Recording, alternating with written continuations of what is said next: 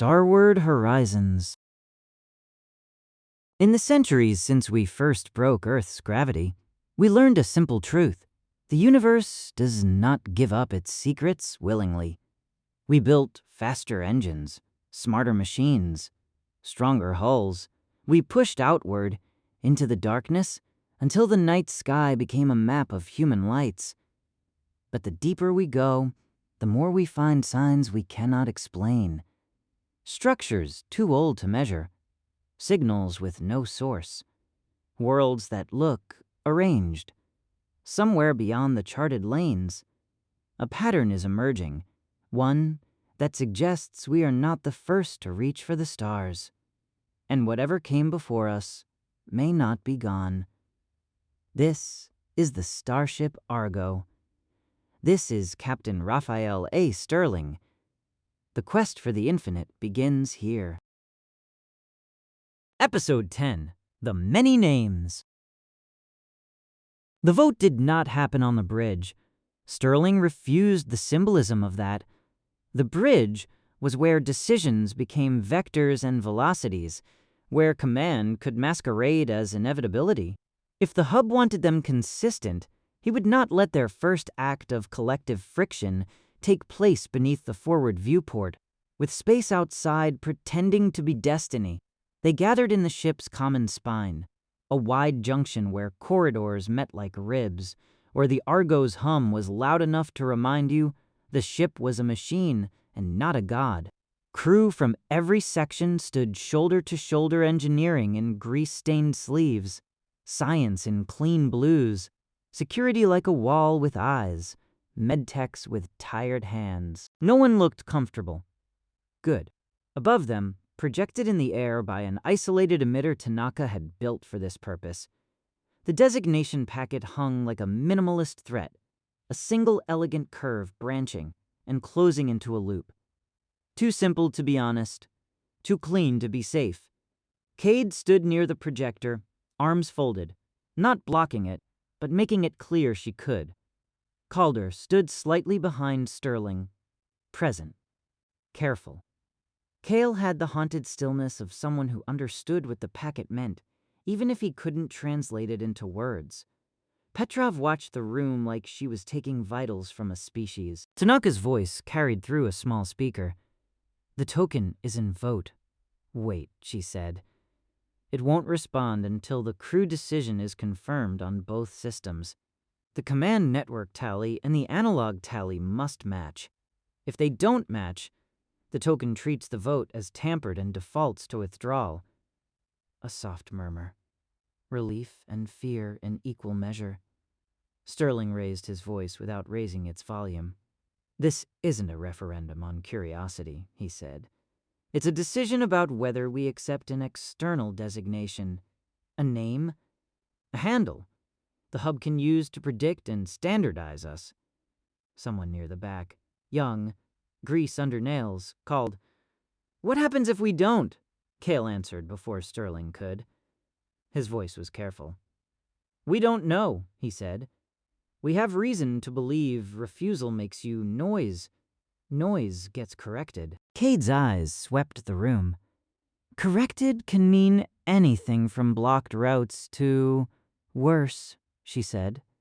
"The reef didn't shoot at us. It filed.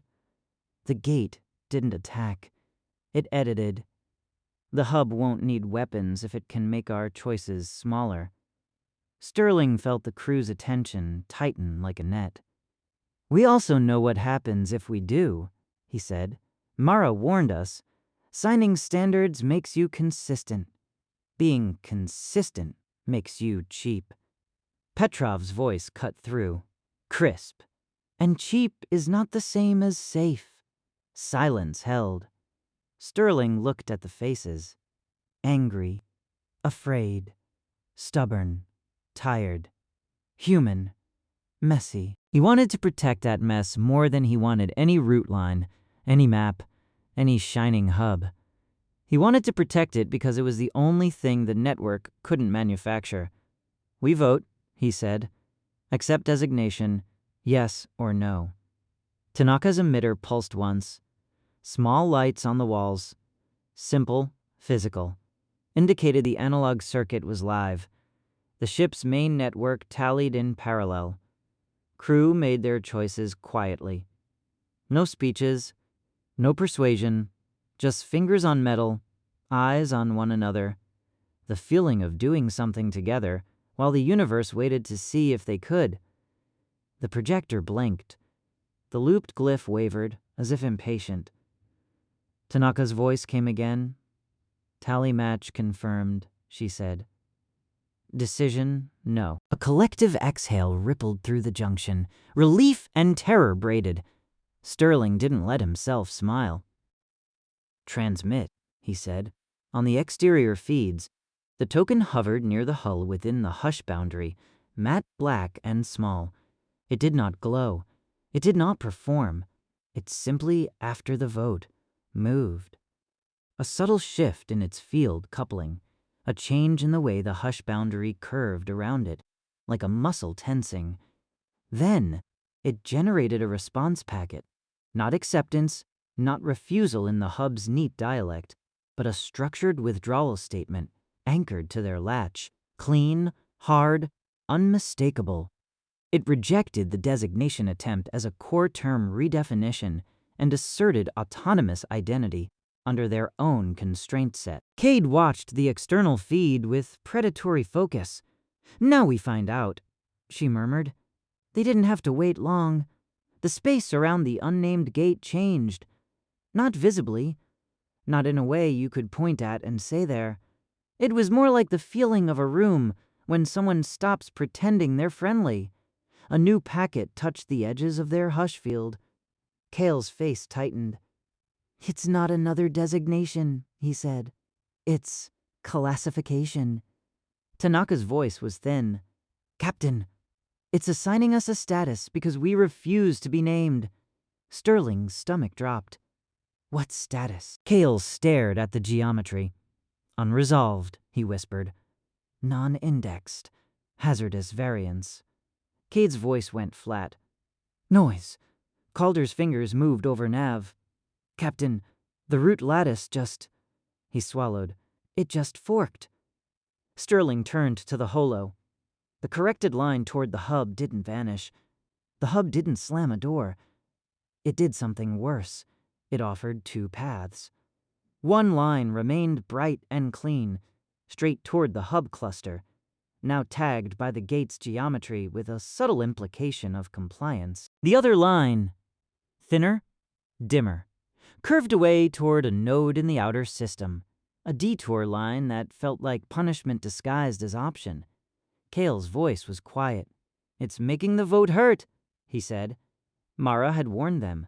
Sterling stared at the fork. What's at the detour node? Calder's console chimed, and his brows drew together. A small body, he said. Icy planetoid, low albedo, except for a single bright scar. It's radiating hushband structure, like a beacon, but quieter. Kale leaned closer, and for a moment he looked like he might be sick. It's onomastic, he said. Cade's eyes narrowed. Use real words. Kale swallowed. It's a naming node, he said. A registry place. Petrov's voice came over calm from medbay, sharp. A place where names are made? Kale nodded slowly. Or broken. Sterling felt the crew's fear settle into something heavier. Understanding. The hub hadn't punished them with force. It had punished them with bureaucracy. It had sent them to the office. Kay's voice was low. We don't go. Tanaka's voice came, tense with reluctant curiosity. If we don't, the hub has already classified us as hazardous. It may tighten constraints on the main line. It may correct us from a distance. Kale's gaze stayed on the detour node. And if we do go, he said softly, we might learn how it names. Petrov's voice was cold, or it will name us there. Sterling stared at the fork and felt the pressure of command in a new, uglier form. Not choose, but choose what hurts. He remembered Mara's words. Pain does not equal agency. So he chose agency anyway. We go to the detour node, Sterling said. But we go as ourselves. Drones first. No manned landing until we understand the mechanism. Token remains guarded. If the node attempts designation by force, we withdraw. Cade's jaw clenched, but she nodded once. I'll have security ready. Calder set course. The Argo turned away from the clean line toward the hub and followed the thinner, dimmer path. Behind them, the unnamed gate hung like a polite mouth in the dark, satisfied that their refusal had been converted into paperwork. The planetoid was small enough to feel insulting after gas giants and ring gardens. It looked like a lump of frozen rock, gray-white, cratered, with a single bright scar cutting across one hemisphere like a brushstroke of light. The scar wasn't reflective ice. It was structure, a line that glowed faintly with branching geometry, as if something had written on the surface with a tool that edited physics. As the Argo approached, the hush boundary tightened instinctively, as if the ship itself had learned to flinch. Kale's voice was tight. The scar is emitting constraint language, he said. Not a signal. A definition. Tanaka's voice came from engineering. Tense. Captain, the token is reacting again. Recognition pattern, not execution. Cade didn't bother hiding her contempt. Everything recognizes everything, she said. That's how the net works. Sterling watched the surface feed. The scar's glow was subtle but relentless, like a line someone refused to erase. Launch drones, he ordered. Full passive suite. 2 drones descended toward the scar. The closer they got, the more the planetoid stopped looking like natural terrain. The scar wasn't a crack. It was a trench carved with impossible precision, its walls lined with thin, matte black plates like pages in a book. Within the trench, the drone's sensors picked up motion, not mechanical motion, not wind. The planetoid had no air. It was something else. Small, slow drifts of particulate. Tiny dark flakes that moved as if drawn by meaning rather than force. Kale's voice dropped. There are particles in the trench that behave like tokens, he said. Microconstraints. Petrov's voice came sharp. Like spores. Cade's reply was immediate.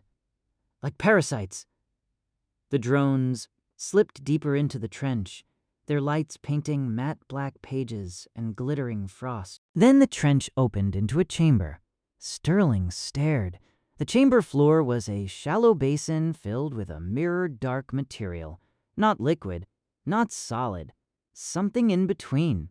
It looked like the glass ocean from Episode had been poured into a bowl and stilled. Above the basin, thin plates floated in layers like leaves, each plate etched with faint branching grooves. A forest of definitions. And in the center of the basin, a single object protruded, a stone-like column, smooth and pale, with no markings except a narrow groove spiraling around it like a fingerprint. Kale's breath caught. That's a registry core, he said, a place where identifiers get anchored. Cade's voice was low and furious. A place where you get pinned. The drones hovered at the chamber's edge. A new packet arrived, not through the token, not through the ship's comms, but through the drone telemetry itself. The drone's guidance systems began to show subtle corrections, like the chamber was offering them a path. Tanaka's voice sharpened. Captain, the node is trying to route the drones, she said. It wants them closer to the core. Sterling's eyes stayed on the pale column. Hold position, he ordered. The drones held, fighting gentle, persistent correction. The basin's mirror-dark surface rippled once. Not from contact. Firm attention. A pattern formed on its surface, branching lines that assembled into a shape Sterling now recognized too well. and offered loop. A designation attempt. But this one wasn't aimed at the token. It was aimed at the drones. Kale's face went pale. "It's trying to name the drones," he whispered. "To index them. To pull a handle." Cade's eyes narrowed. "And if it names the drone, it has a path into us." Tanaka's voice was tight. "We can sever the drones, but—" Sterling cut in. "Not yet. Send a decoy identifier," he said. Kale blinked. "A lie?" Sterling's jaw clenched. "An alias," he corrected. "Something disposable. Something that can be filed without filing us." Tanaka hesitated. "Captain, we don't have an alias protocol. Not for identity-level packets." Sterling stared at the chamber. "Then we build one now," he said. Cade's voice was hard. "With what?" Sterling's answer was quiet. "With inconsistency." They had learned how the hub minimized variance. They had learned how it made rules small. So they gave it something it couldn't make small without breaking itself. Tanaka and Callow worked fast. They crafted a packet that asserted an identifier for the drone, but the identifier was not a clean loop. It was a branching form that changed each time you looked at it, a self-referential structure that could be verified locally but couldn't be compressed into a single handle without losing its proof. Callow's eyes were wide. "This is like a zero-knowledge identity," he murmured. "It proves continuity without giving a name." Petrov's voice was sharp. "Can the node accept it?" Callow swallowed. "It might not understand it." Callow's voice was flat. "Or it will hate it." Sterling nodded once. "Transmit," he ordered. "From the drone only. No back propagation." The drone sent the alias packet. The basin's surface stilled. The floating plates in the chamber rotated slightly, like leaves turning toward light. Then the mirror-dark surface rippled again, and the offered designation shape changed. It tried to match their alias. It couldn't. The branching lines on the basin began to split, trying to follow every branch at once. The pattern grew more complex, then more desperate, like a clerk trying to file a living animal into a paper drawer. Kale's voice went low with awe and horror. "It's attempting compression," he said. "It's trying to find a minimal handle." Cade's jaw tightened. "And failing?" Tanaka's voice shook. "Captain, it's escalating. The correction field is tightening around the drones." The drone's thrusters flared, fighting invisible rails. The basin's surface darkened, not in color but in meaning. The mirror became more perfect, swallowing light. The floating plates rotated faster. The pale registry core, smooth column, began to emit a faint glow along its spiral groove. A response. Not acceptance. Not refusal. A demand. Kale stared at it. "It's asking for a true anchor," he whispered. "It can't file the alias unless we provide a seed." Cade's voice was vicious. "A name." Sterling's chest tightened. The node wasn't forcing them with weapons. It was forcing them with process. "You may proceed, but only if you become legible." Petrov's voice cut in, urgent. "Captain, Mara's condition is stable," she said, "but she's still vulnerable. If the hub classifies us as hazardous noise, it might restrict root access to medical nodes. We might not be able to." Sterling's head snapped slightly. "Don't," he said quietly. Petrov fell silent. He heard what she hadn't said. We might not be able to save her. And there it was. Another vote designed to hurt. Mara had been bait at the reef. Now she was a leverage in the registry. Sterling's hands tightened. "We are not naming ourselves to buy access," he said. "We will not barter identity for care." Cade's voice was a low growl of approval. "Good." Tanaka's voice was tense.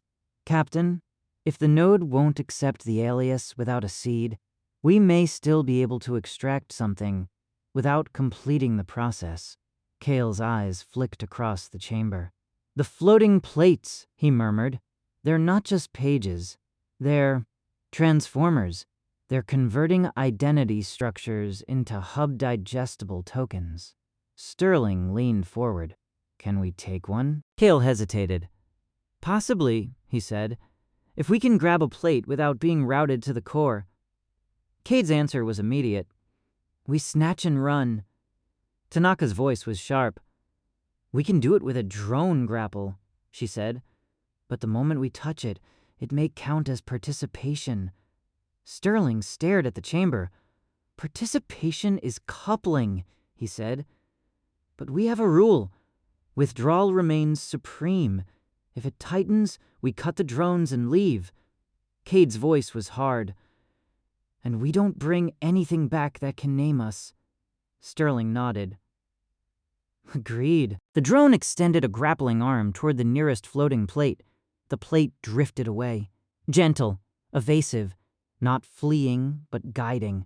Like it wanted the drone to follow deeper toward the registry core. Cale's voice tightened. It's hurting. Cade's fingers hovered. Cut it. Sterling held up a hand. Not yet. He watched the plate's movement. It wasn't random. It was a path. A lane. A choreography that assumed compliance.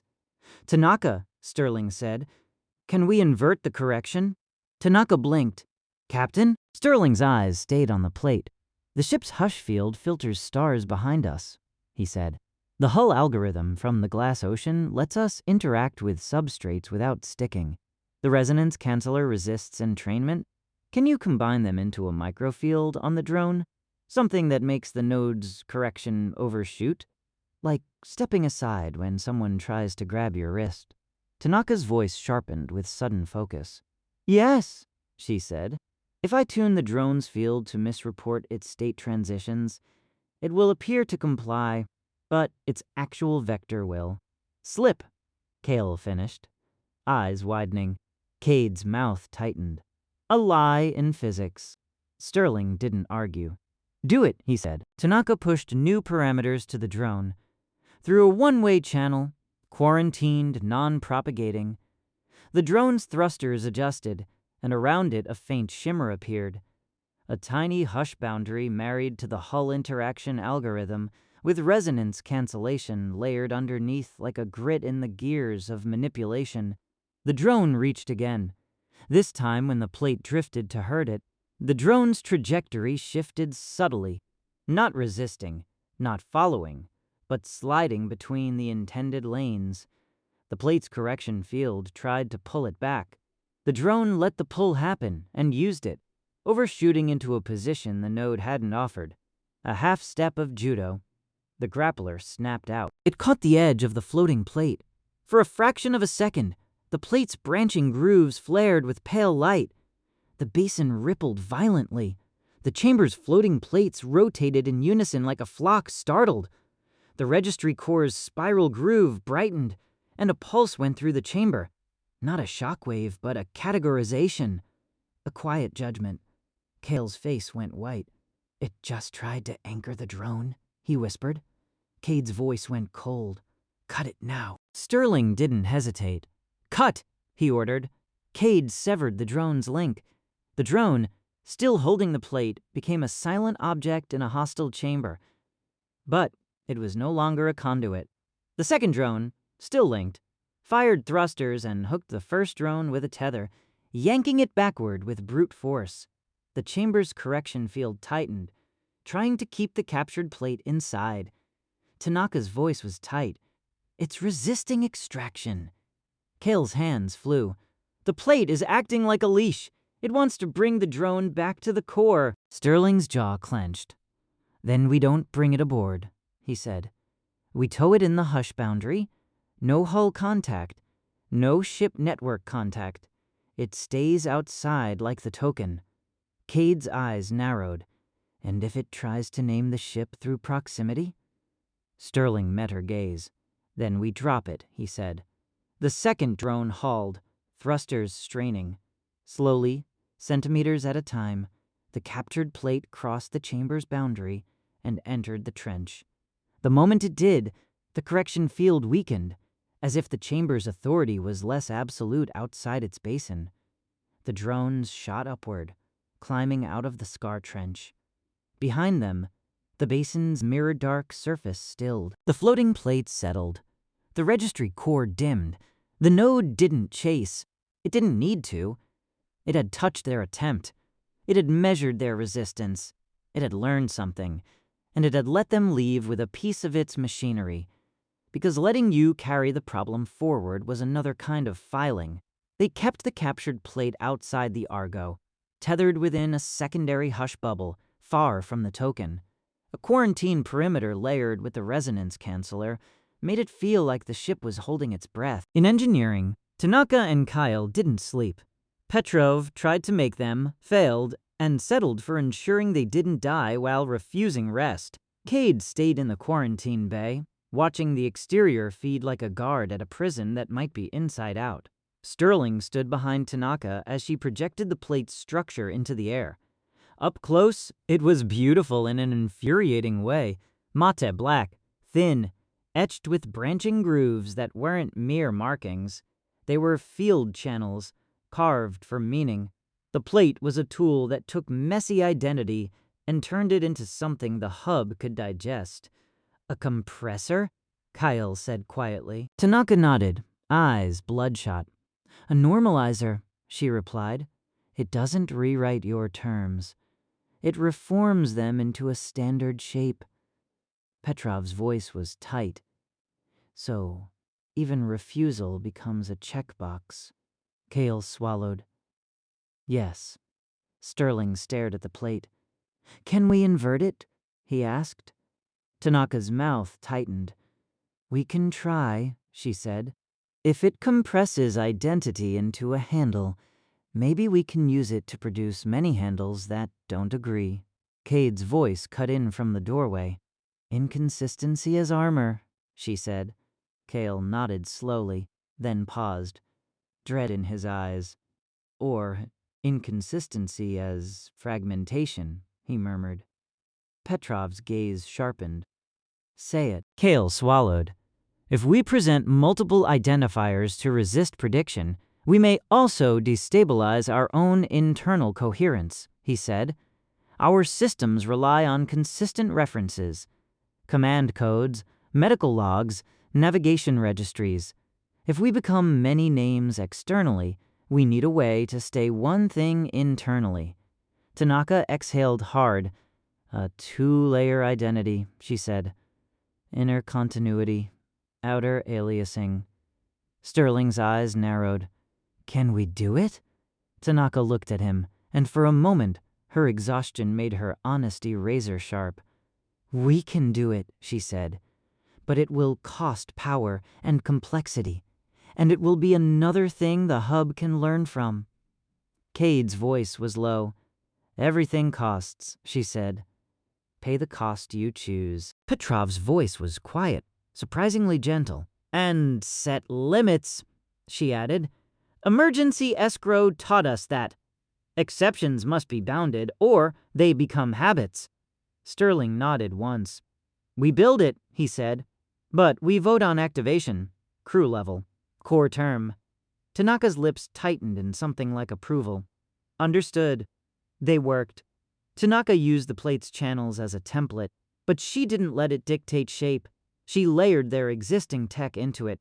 The hush field's selective filtering, the hull algorithm's non-sticking interaction, the resonance canceller's refusal to entrain, and, most importantly, the crew vote protocol as a guardrail. Kale called it a polyname sheath, an external-facing identity surface that could generate rotating, mutually inconsistent handles to any observer, while maintaining a stable internal identity anchored by shipboard proofs. Cade called it the liar's cloak.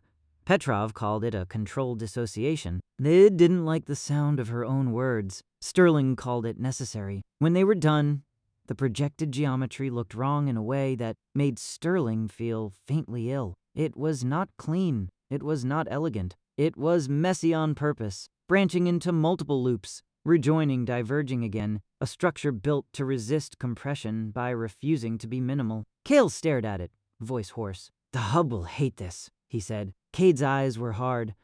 "Good." Tanaka's voice was tight. "Captain, if we activate it, Any designation attempt will see only an alias. The hub can't anchor us as a single handle. It will have to deal with us as a cloud. Sterling stared at the geometry. And what does it cost? Tanaka didn't flinch. Navigational complexity, she said. We may lose access to clean route lines. Medical logs will require more overhead to keep continuity. And if we misconfigure it, she paused, we could confuse ourselves. The hub isn't the only thing that needs references. Sterling felt the weight of that. Then we vote, he said. They gathered again. Smaller this time, department leads and key crew. But the vote was open to all. The polyname sheath was a core term defense. It affected identity. The crew voted. The decision came back. Yes, with constraints. Activation only when designation packets are detected. Automatic termination if internal continuity checks fail. Full logs. Manual override by Captain and XO. Immediate suspension if medical systems signal cognitive risk. Boundaries. Witnesses. Friction. Sterling nodded. Activate, he said. Outside the hull, the token hovered. The captured plate hung quarantined, dangerous, and useful. Tanaka initiated the sheath. Nothing visible happened. Then, subtly, the starfield behind the Argo, already dimmed by hush, began to shimmer with a barely perceptible pattern, like the ship's outline had become harder to settle on with your eyes. Cade watched the feed and frowned. It looks slightly wrong, she said. Cale's voice was quiet. That's the point, he murmured.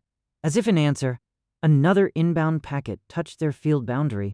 The designation attempt again. Persistent, polite, patient. The sheath engaged automatically.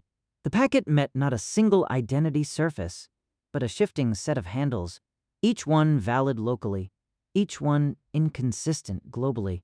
The packet stuttered. Cale exhaled. It can't lock, he whispered. Cade's jaw tightened. Good. Then Tanaka stiffened. Captain, she said, voice tight. The hub, or the gate, responded. Sterling's stomach dropped. How? Tanaka swallowed. It didn't escalate to force, she said. It filed a different classification. It's labeling us as a multiplicity. Cowell's eyes widened. It's adapting. Petrov's voice was cold. Everything adapts. Cade's face hardened. Let it, she said. We're still not cheap. Elling stared at the shimmering boundary on the external feed, at the token hovering like a promise with teeth, at the quarantined plate that had tried to make their rules small. He felt a new kind of dread.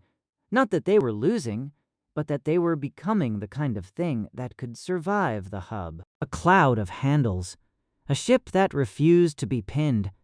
Survival through complexity. He didn't know if that was victory or merely a new shape of compromise. In medbay, Mara slept, stabilized, alive, still herself for now. Sterling went to the medbay window and looked at the starfield through the hush boundary shimmer.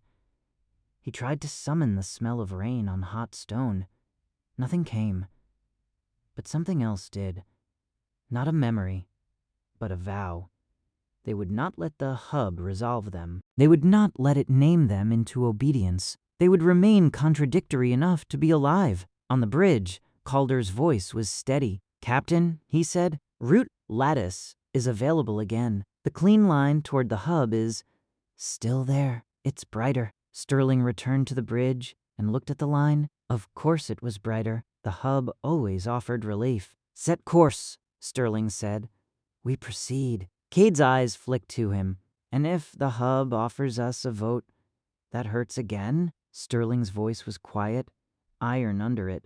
Then we hurt together, he said, and we don't let pain become permission. The Argo turned toward the hub cluster. Hush shimmering, identity branching, promise hovering outside the hull.